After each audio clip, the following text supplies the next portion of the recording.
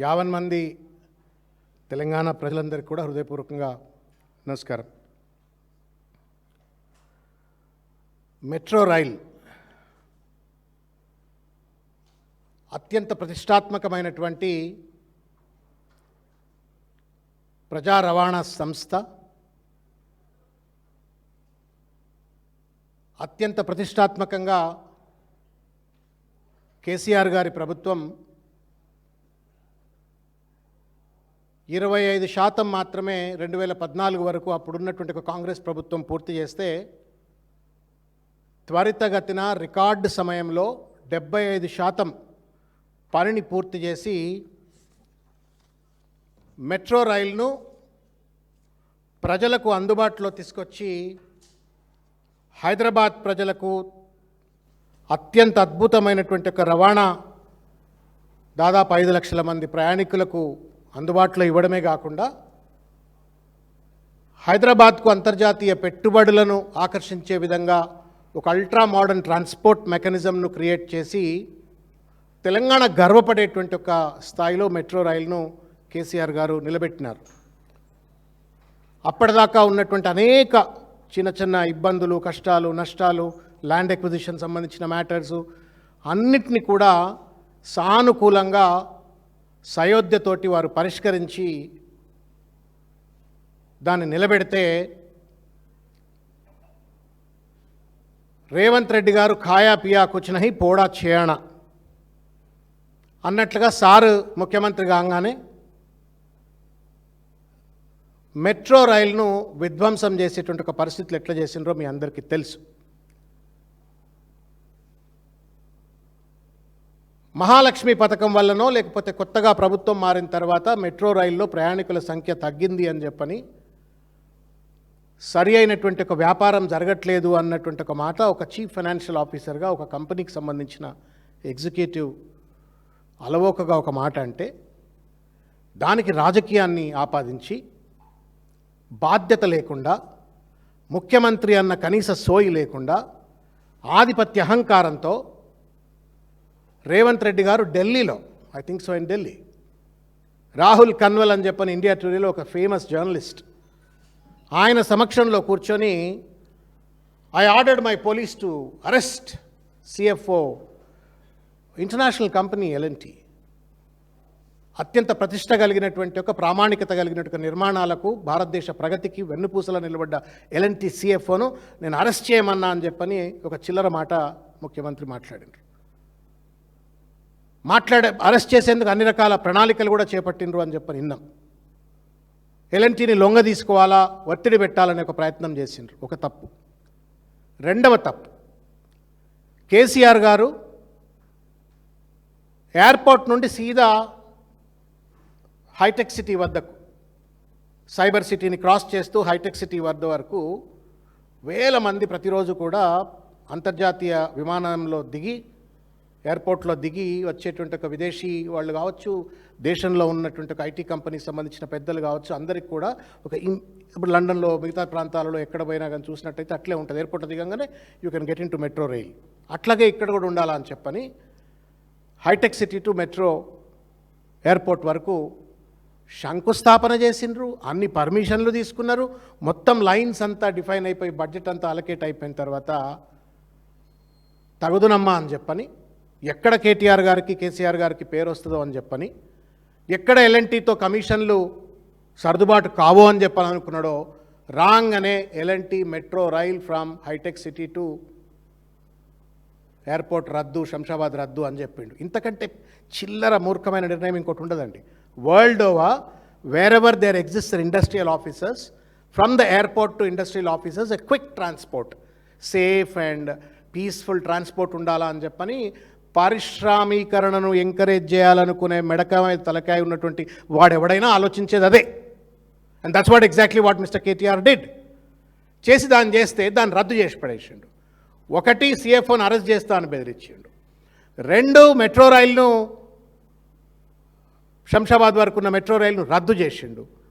మూడవది, ఈయన ఉప్పల్ నుండి నేను ఆయన ఫ్యూచర్ కోసం, ఆయన కుటుంబం ఫ్యూచర్ కోసం నిర్మించుకుంటున్న ఫ్యూచర్ సిటీకి నేను మెట్రో రైలును కట్టుకుంటా అని చెప్పని దానికి నేను కడుతున్నా, ఆ నిర్మాణము ఆ మెయింటెనెన్స్ బాధ్యతలు కూడా ఎల్ఎన్టీ అని చెప్పని మొత్తానికి అడ్డమైన చర్చలు చేసిండ్రు.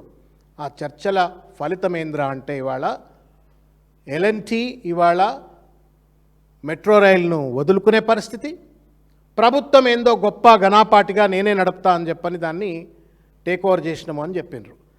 మీడియా సోదరులు బహుశా ఈ లెటర్ చూసుంటారు అని నేను అనుకుంటున్నా. నేను తెలంగాణ ప్రజలకు కూడా ఇది నేను ట్విట్టర్లో చూసిన, తెలంగాణ సీఎంఓ ట్విట్టర్ ఐడిలో ఈ లెటర్ నిన్న చూసిన. ఇది కిషన్ రెడ్డి గారికి ముఖ్యమంత్రి రేవంత్ రెడ్డి గారు రాసినటువంటి ఒక లేఖ. నేను అడుగుతా ఉన్నాను రేవంత్ రెడ్డి గారిని, ఇది ప్రైవేట్ లెటరా లేదు బహిరంగ లేఖ అంటున్నావు నువ్వు, ఇది ప్రైవేట్ లెటరా లేకపోతే డిఓ లెటరా? Is it an official letter in the capacity of a chief minister or is it a private letter that you have written to mister Kishan Reddy? ఈ మొత్తం లేఖ సారాంశం ఒక్కసారి చదివినట్టయితే పాడిందే పాట లెక్క రాసిండు ఇంట్లో. అంతకుముందు ప్రెస్ నోట్ పెట్టి ప్రెస్లో మాట్లాడిండు కదా, ప్రెస్లో మాట్లాడిన అంశాలనే ఇందులో కూడా లేఖ రాసిండ్రు. ఈ లేఖ అంటే ఎంత బాధ్యత లేని వ్యక్తి, బాలకృష్ణ సినిమాలు జూనియర్ ఎన్టీఆర్ సినిమాలతో ప్రభావితమై రాజకీయ నాయకుడైతే ఎట్లుంటాడు అనటానికి రేవంత్ రెడ్డి ఈ లేఖ నిదర్శనం. ఇది దాదాపు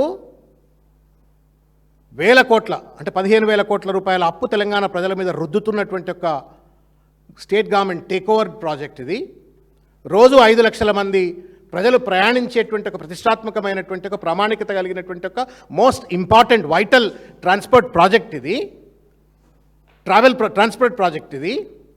దీని మీద తెలంగాణ భవిష్యత్తు, హైదరాబాద్ భవిష్యత్తు, హైదరాబాద్కు పెట్టుబడుల భవిష్యత్తుకు సంబంధించినటువంటిది. చిన్నపిల్లగాలు లేఖలు రాసుకున్నట్టు లవ్ లెటర్లు రాసినట్టు రాసిండేది. I don't understand mister Revanth Reddy, who is your advisers? ఎవరయ్యా నీ అడ్వైజర్లు? ఇంత పెద్ద ప్రామాణికత కలిగిన అంశాన్ని నువ్వు ఒక డిఓ లెటర్ రాసి ఆ డిఓ లెటర్ నన్నా పబ్లిక్ డొమైన్లో పెట్టినావంటే ఓకే బై, ప్రభుత్వం ఒక ప్రయత్నం చేస్తున్నది, ఆ ప్రయత్నాన్ని ప్రజలకు తెలియాలి పారదర్శకంగా అని చెప్పని పెట్టిండంటే అనుకోవచ్చు. ఇదో ప్రైవేట్ లెటర్ రాసినట్టుగా డియర్ శ్రీ కిషన్ రెడ్డి గారు అని చెప్పని లేఖ అంతా రాసినారు. ఈ లేఖలో ఉన్నటువంటి ఒక లెక్కల ముక్కలను, ఈ లెక్కల తప్పులను నేను బయటికి చెప్పే ముందు నేను మీకు కొన్ని విషయాలు తీసుకొచ్చే ప్రయత్నం చేస్తాను. ఏమంటాడు ఇక్కడ 9th paragraph, the government of Telangana and people of Telangana are not asking for charity or any special favor. We only ask that a duly sanctioned loan approved by the government of India. As a senior union minister from Telangana, you occupy a unique position and I need not remind you of your responsibility to ensure sanctioned loan is disbursed అని చెప్పని లేఖ రాస్తాడు. మళ్ళీ ఏమంటాడు 12వ పారాగ్రాఫ్లో, కేర్ఫుల్గా వినండి అన్న, ఇది బాలకృష్ణ జూనియర్ ఎన్టీఆర్ ఉట్టిగానే అనలే ఈ మాట, ఇది చూసి అంటున్నాను నేను. If you need any clarification regarding the take over of transaction, అంటే ఎల్ఎన్టీ నుండి రేవంత్ రెడ్డి టేక్ ఓవర్ చేసిన ట్రాన్సాక్షన్ పైన నీకేమైనా క్లారిఫికేషన్ కావాలంటే ద సైన్డ్ అగ్రిమెంట్, సంతకం చేసిన అగ్రిమెంట్ కానీ, లేదు ప్రపోజ్డ్ ఫేజ్ 2 ఈయన ఫ్యూచర్ సిటీకి కట్టుకుంటా అన్నటువంటి ఒక ఫేజ్ 2 కానీ ఎక్స్పాన్షన్ కానీ, I would be available to meet you personally, వ్యక్తిగతంగా నీకు కలవడానికి నేను సిద్ధంగా ఉన్నా, along with officers concern at any place and time. Balakrishna కొడతాడు చూసినరా, ఏదో సినిమా డైలాగ్ ఉంటుంది అన్న, నాకు సమరసింహారెడ్డి అనుకుంటా కదా, ప్లేస్ నువ్వే చెప్పు, ఏదో టైం నువ్వే చెప్పు, నేను ఎక్కడికంటే అక్కడికి వస్తా అన్నట్టు లేఖ రాసిండు. Convenience to provide such clarifications. Therefore, through this open letter, Dasoju Shravan రాస్తాడు ఓపెన్ లెటర్, లేదు ప్రజలు రాస్తారు ఓపెన్ లెటర్లు. ముఖ్యమంత్రి ఓపెన్ లెటర్ రాయటం అంటే డిఓ లెటర్ రాయి, అఫీషియల్ కమ్యూనికేట్ చేయి, లెటర్ నెంబర్ పెట్టి సాక్షాత్తుగా ఇన్వార్డ్ అవుట్వార్డ్ పెట్టి రాయి, లవ్ లెటర్ రాయి. ఇదేమన్నా కిషన్ రెడ్డి గారికి మీరు రాసేది? అంటే ఎంత కేర్లెస్నెస్, అడ్మినిస్ట్రేటివ్ స్టూపిడిటీ అంటారు ఇది. దేర్ ఆర్ సర్టన్ ప్రోటోకాల్స్, గవర్నమెంట్లో ఉన్నటువంటి వాళ్ళు కమ్యూనికేట్ చేసినప్పుడు there are certain protocols, there are certain standard processes. అదేదో ఇంత పెద్ద అంశం గమ్మత్ ఏందన్నా మీకు తెలుసా? ఇప్పుడు నేను దాంట్లోకి వస్తా 2 నిమిషాలు అయితే.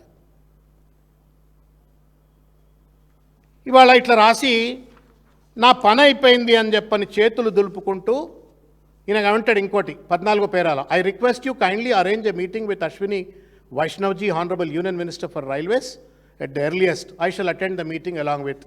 నాకు తెలియదు మరి కిషన్ రెడ్డి గారు ఏమో ఈయనకు పియేనా మీటింగ్ ఈయనకు అరేంజ్ చేయడానికి? నీ గవర్నమెంట్ ఆఫ్ నీ అడ్వైజర్ ఉన్నారు కదా, state government advisers in Delhi ఉన్నారు, మల్రవి గారు అదే పాత్ర పోషిస్తారు అనుకుంటా. నీ ఎంపీలు అంతా ఏం చేస్తూ ఉంటారు? 8 మంది ఎంపీలు ఎందుకు వైష్ణవ్ దగ్గర పోయి ధర్నా చేయట్లేరు? ఒకవేళ గనక ఐఆర్ఎఫ్సి గనక నిధులు వచ్చిన తర్వాత కూడా ట్రాన్స్ఫర్ చేయకపోతే కిషన్ రెడ్డిని ఎందుకు బతలాడుతున్నావు? రైల్వే మినిస్టర్ని ఎందుకు లేకపోయి ఆయన ఇంటి ముందు ధర్నా చేయట్లేవు? నువ్వు నీ ఎంపీలను తీసుకుపోయి ధర్నా చేయించట్లేవు? ఈ కిషన్ రెడ్డి గారికి లేఖ రాసి ఏం సాధిద్దామనుకుంటున్నావు రేవంత్ రెడ్డి నాకు చెప్పు. అంటే ఏంటి? దీన్ని అడ్డం పెట్టుకొని రాజకీయంగా లబ్ధి పొందాలనుకుంటున్నావు తప్ప ఈ సమస్యను పరిష్కారం చేసి తెలంగాణ ప్రజలకు, హైదరాబాద్ ప్రజలకు ఆ మెట్రో రైలు పైన సమస్యను పరిష్కరించాలనే చిత్తశుద్ధి ఇసుమంత కూడా లేదు నీకు. ఇసుమంత కూడా లేదు నీకు. Shame on you. Your a chief minister. చిన్నపిల్లగాళ్ళు ఆట ఆడినట్టు ఆడితే ఎట్లా సార్ మీరు? చీఫ్ మినిస్టర్, చీఫ్ సెక్రటరీలు, అడ్వైజర్లు, ఒక వ్యవస్థ ఉంటుంది నీ చుట్టూ. వాళ్ళనే చెప్పట్లేరా నీకు? లేకపోతే ఎవడు చెప్పిన ఇంటలేవా నువ్వు? ఇది రాజకీయంగా పరిష్కారం అవుతుందా, బ్యూరోక్రాటిక్గా కూర్చొని పరిష్కారం అవుతుంది? నేను ఇంకోటి అడుగుతున్నా, నువ్వు కిషన్ రెడ్డిని ఏమైనా మెట్రో రైలు వాళ్ళతో నువ్వు జరిపినట్టుగా చర్చల్లో కిషన్ రెడ్డి నీతో భాగస్వాములు అయిందా? అయితే చెప్పు, మినిట్స్ ఆఫ్ ద మీటింగ్ బయటపెట్టు. 2, ఐఆర్ఎఫ్సితో నువ్వు చేసుకున్న అగ్రిమెంట్లో Kishan Reddy in the capacity of the union minister భాగస్వాములు అయిందా? అయితే బయటపెట్టు. లేదు, ఆ జపాన్ సంస్థతో నువ్వు చేసుకున్నట్టుగా అగ్రిమెంట్లో ఏమైనా కిషన్ రెడ్డి గారు కూడా వారికి అనుసరణలో జరిగిందా? వారు కూడా ఈ డెసిషన్లో భాగమైనరా? బయటపెట్టు. Why is that you are writing this letter only to Kishan Reddy? నీకు దమ్ము లేదా నరేంద్ర మోడీ గారు రాయటానికి? దమ్ము లేదా నరేంద్ర మోడీ గారు రాయటానికి? పెద్ద పెద్ద మాటలు మాట్లాడతావు కదనే.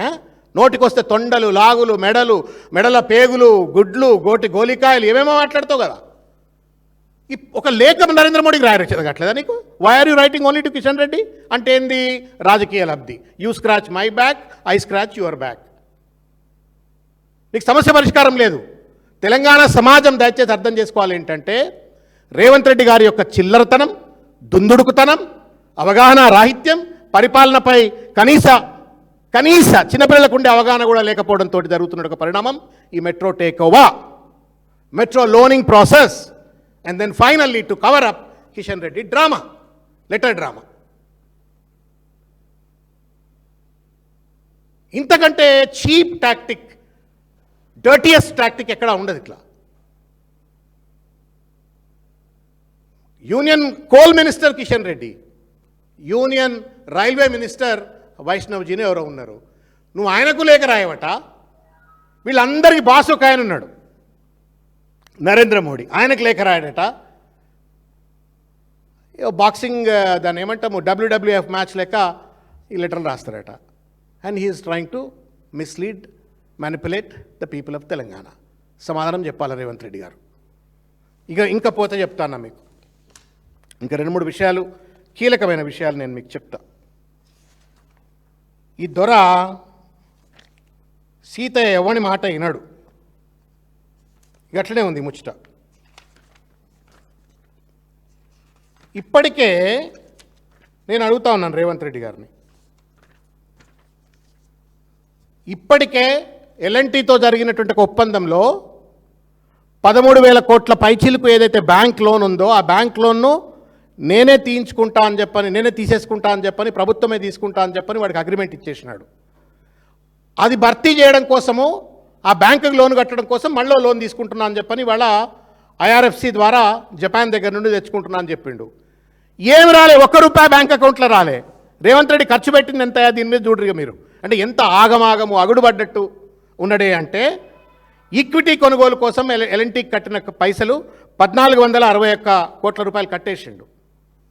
రెండవది, ఐఆర్ఎఫ్సికి కట్టిన మార్జిన్ మనీ 1,400 కోట్లు. ఐఆర్ఎఫ్సికి brokerage processing fee I think he has paid around 84 crores.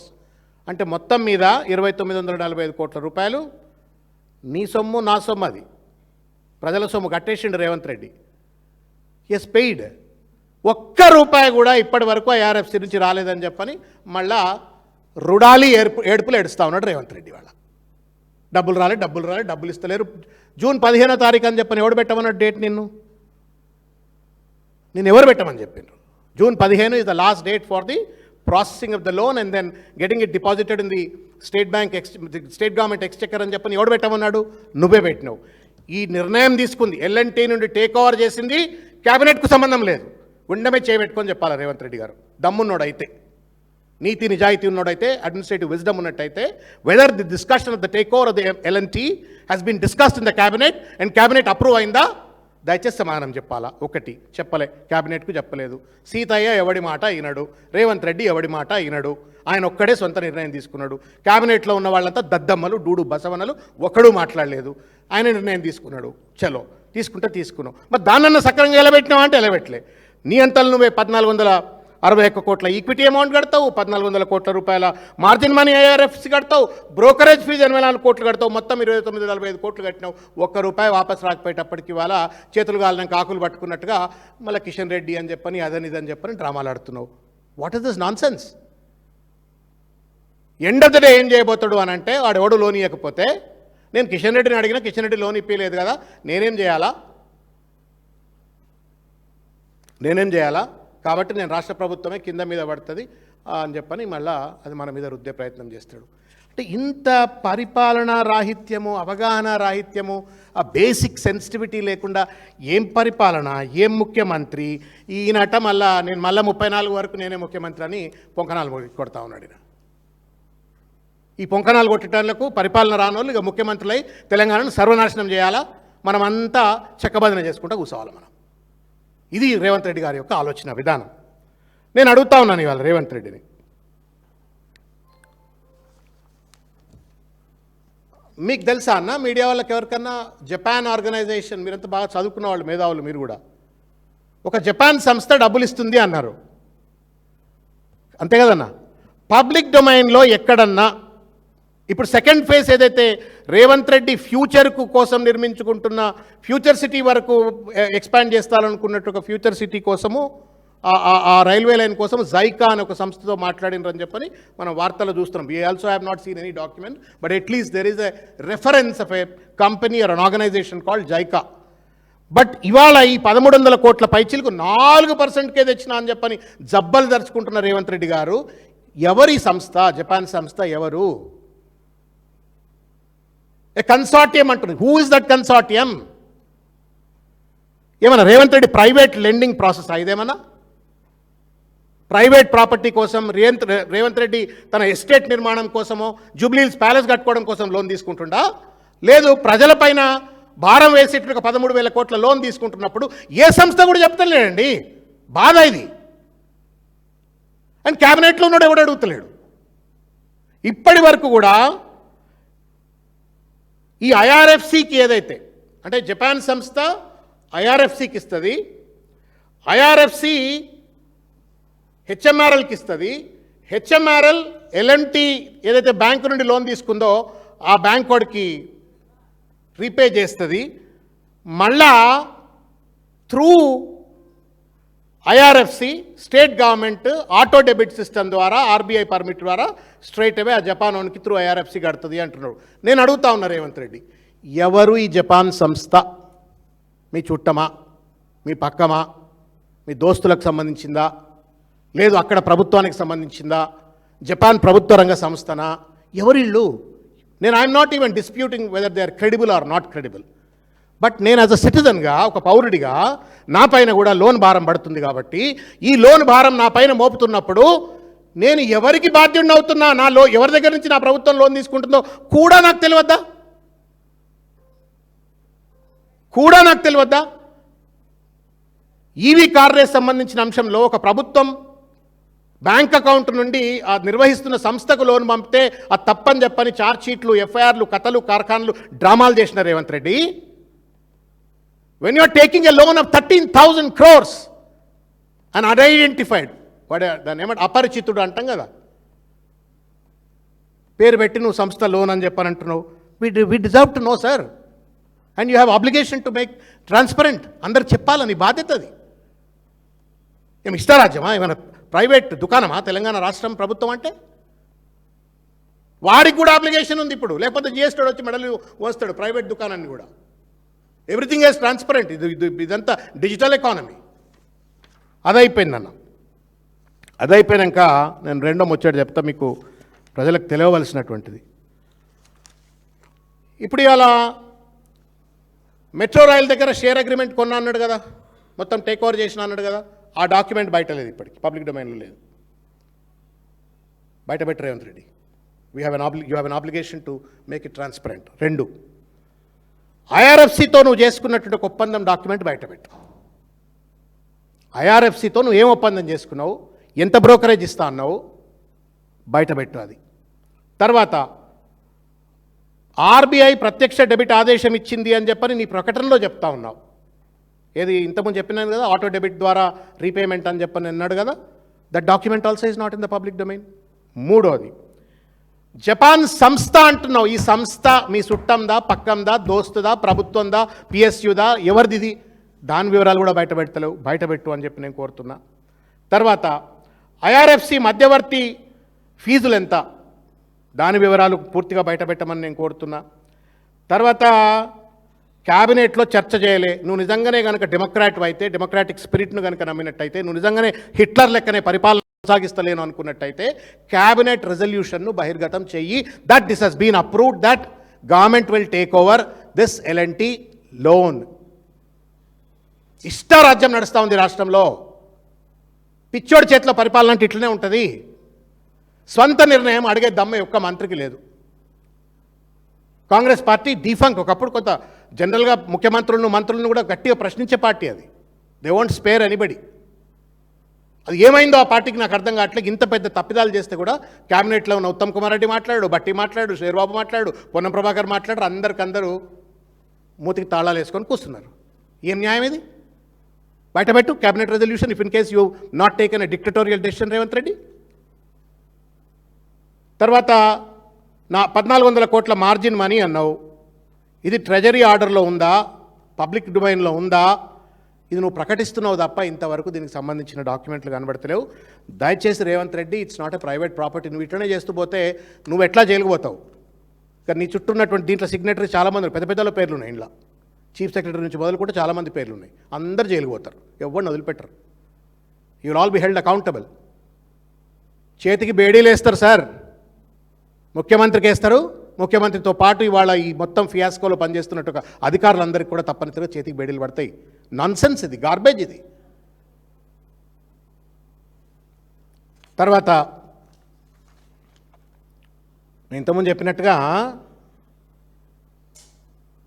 Kishan Reddy, KTR గారు ఆదేశాల మేరకు పనిచేస్తున్నారని సొల్లు మాటలు మాట్లాడతారు రేవంత్ రెడ్డి గారు. చేసే అన్ని అడ్డమైన పనులు బట్టగాల్చి పక్క వాళ్ళ మీదేసి చిల్లడ రాజకీయ డ్రామాలు ఆడుతున్నాడు. ఐఆర్ఎఫ్సి అనేటువంటిదన్నా, అంటే you also should know, it is not a autonomous institute కాదు అది. It works under government of India, railway department కింద పనిచేసే ఒక సంస్థ అది. ఒకవేళ రైల్వే డిపార్ట్మెంట్ కింద ఉన్నట్టు ఒక సంస్థ ఒకవేళ బ్రోకరేజ్ చేయడానికో, మీడియేట్ చేయడానికో, లోన్ ఇప్పించడానికో నిర్ణయం తీసుకున్నట్టయితే కేంద్ర ప్రభుత్వం అనుమతి లేకుండానే జరుగుతుందా? కేంద్ర ప్రభుత్వం అనుమతి వచ్చిన తర్వాత కూడా 15 లాస్ట్ డేట్ వరకు కూడా డబ్బులు ఎందుకు రావట్లేవు అంటే జపానోడు ఎగ్గొట్టిండా? వీన్ బ్యాంకులో ఆల్రెడీ పడ్డదంటున్నాడు, ఐఆర్ఎఫ్సి అకౌంట్లో పడ్డదంటున్నాడు.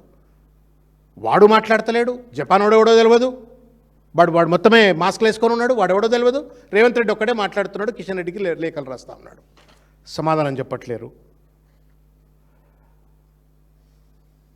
నేను ఇంతకుముందు చెప్పినట్టుగా మే 25 నాడు ఐఆర్ఎఫ్సితో ఒప్పందం చేసుకున్నట్టుగా చెప్తా ఉన్నాడు. 1484 కోట్ల రూపాయలు కట్టినట్లుగా చెప్తా ఉన్నారు. జూన్ 15 వరకే లోన్ వచ్చేస్తుందని చెప్పని నీకు నువ్వే డెడ్ లైన్ పెట్టుకున్నావు. నువ్వు ఈ మొత్తం డాక్యుమెంట్స్ పబ్లిక్ డొమైన్లో ఉండాలా రేవంత్ రెడ్డి గారు? ఇది ప్రైవేట్ ఎఫైర్ కాదు, ప్రైవేట్ ట్రాన్సాక్షన్ కాదు.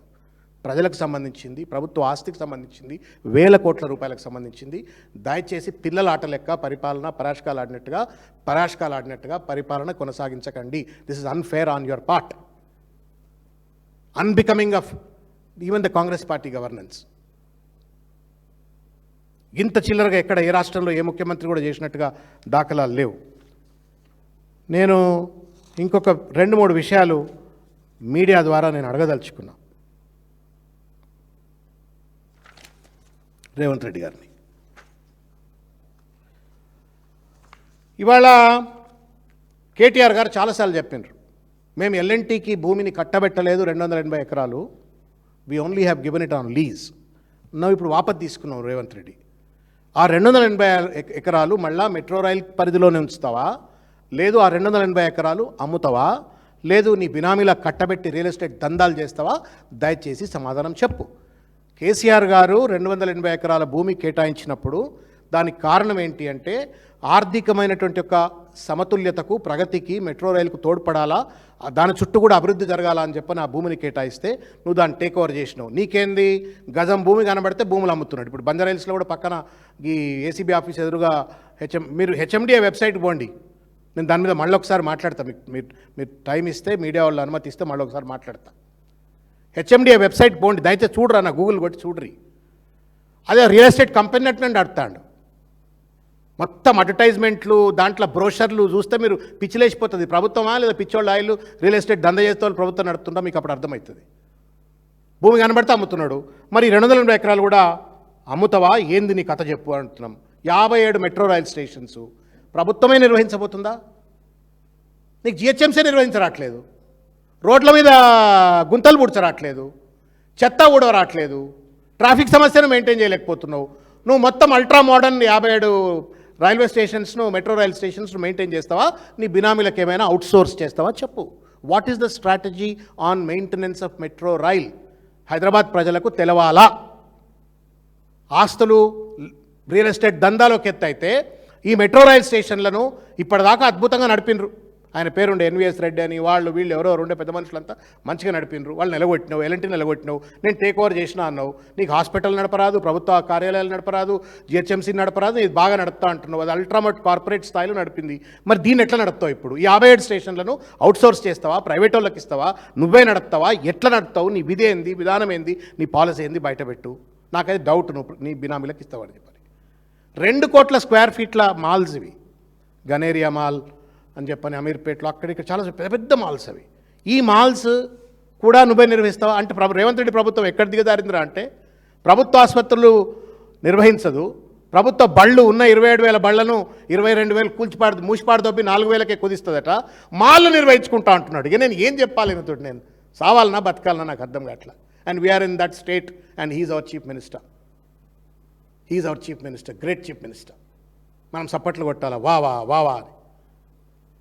మాల్లు నిర్వహించుకుంటాడు, నువ్వే నిర్వహిస్తావా, మీ బినామీలకు ఇస్తావా, బ్రోకర్లకు ఎవరికైనా ఇస్తావా? చెప్పు. What is the policy of maintenance of metro rail? దందాలో నీవంతొకెత్తుబై నేను సగటు ప్రయాణికుని, మెట్రో రైల్లో ప్రయాణించే సగటు ప్రయాణికుడిని, నా ప్రయాణం సరిగ్గా ఉంటుందా ఉండదా, నా మెట్రో రైలు బంద్ అవుతుందా నడుస్తుందా? చెప్పు జరా. ఏం చిల్లర డ్రామాలు బై ఇవి? What kind of a governance is this? తర్వాత నేను ఇంకొక విషయాన్ని రేవంత్ రెడ్డి గారికి నేను సీదా అడగదలుచుకున్నా, మళ్ళా నేను రీట్రేట్ చేసి అడుగుతున్నా. అండ్ మీడియా సోదరులు దయచేసి వార్తలు మా వార్తలు కూడా రాయండి అన్న జరా, కొంచెం పెద్దగా రాయరు, ఎందుకంటే రేవంత్ రెడ్డి తెలవాలిగానే ఇంత గట్టిగా మాడుతున్నా. 13,600 కోట్ల రూపాయల లోన్ ఇస్తున్న జపాన్ సంస్థ పేరు చెప్పండి రేవంత్ రెడ్డి గారు. తర్వాత ఈ 13,600 కోట్ల రూపాయల అప్పు స్వాధీనం ఒప్పందం పైన క్యాబినెట్ అనుమతి తీసుకున్నారా? తీసుకున్నట్టయితే క్యాబినెట్ అనుమతి యొక్క రెజల్యూషన్ను పబ్లిక్ డొమైన్లో దయచేసి పెట్టండి రేవంత్ రెడ్డి గారు. తర్వాత అనుమతులు పొందకముందే 1,484 కోట్ల రూపాయలు మీరు ఈక్విటీ కింద రీఫైనాన్సింగ్లో భాగంగా నువ్వు ఎల్ఎన్టీకి కట్టినావా? కట్టినట్టయితే దానికి సంబంధించిన పత్రాలు దయచేసి బయటపెట్టు. ఏ ప్రాతిపదిక మీద 84 కోట్ల రూపాయలు ఐఆర్ఎఫ్సికి నువ్వు ప్రాసెసింగ్ ఫీజు కింద కట్టినావా, కట్టలేదా, కడితే ఎట్లా కట్టినావు ఆ డాక్యుమెంట్లు బయటపెట్టు.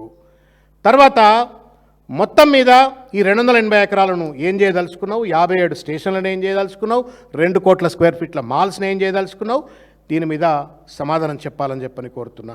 నేను ఇంకోటి కూడా అడుగుతున్నా, as an IT professional, X IT professional, ఇప్పుడు కాదు, ఆ హైటెక్ సిటీ వాళ్ళు ఏం పాపం చేసిందో నాకు అర్థం కావట్లేదు. ఐటీ ఉద్యోగులు 9 లక్షల మంది ఐటీ ఉద్యోగులు ఉంటారు అన్న తెలంగాణలో.